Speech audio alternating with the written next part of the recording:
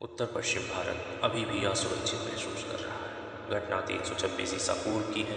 सिकंदर की सेना भारत में प्रवेश कर तक्षशिला का शासक आम्बी हजारों हाथियों के साथ सिकंदर का स्वागत करता है। सिकंदर की सेना झेलम नदी के तट पर इकट्ठा है। झेलम नदी का वह तट जो शौर्य व बलिदान का प्रतीक है। यह वही तट है जहाँ इतिहास का सबसे महान युद्ध सिकंदर व पोरस के मध्य हुआ। यह युद्ध केवल ऐतिहासिक घटना नहीं, यह युद्ध साहस व आत्मसम्मान का प्रतीक है। उत्तर पश्चिम भारत के वीरता का प्रमाण है। पोरस इसी युद्ध में सिकंदर के चरणों में नतमस्तक होने के बजाय अपने जान की बाजी लगाना ज़्यादा उचित समझता है। उसकी वीरता का प्रमाण यूनानी इतिहासकार एरियन ने भी दिया है।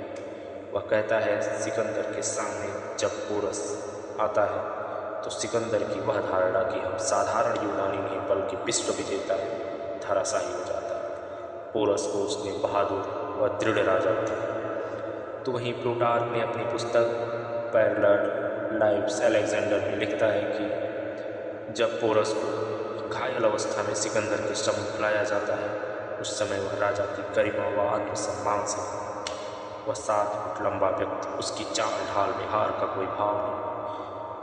प्लूटार्क के अनुसार सिकंदर वीरता को सम्मान देने वाला शासक है। वह पोरस से प्रश्न करता है, तुम्हारे साथ कैसा व्यवहार किया जाए?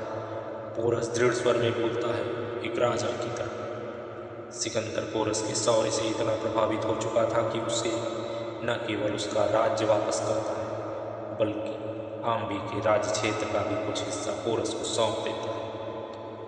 प्लूटार्क लिखता है कि इस युद्ध में पोरस ने भीख मांगने के बजाय अपने आत्मसम्मान का पक्ष लिया। आधुनिक इतिहासकारों में ब्रिटिश इतिहासकार विंसेंट स्मिथ लिखते हैं, पोरस भारत के उन शासकों में था जिसने सिकंदर के सामने सिर नहीं झुकाया। उसकी वीरता ने सिकंदर को झुकने पर मजबूर किया। लेखक जॉन की लिखते हैं, पोरस को स्वतंत्रता व सम्मान का रक्षक।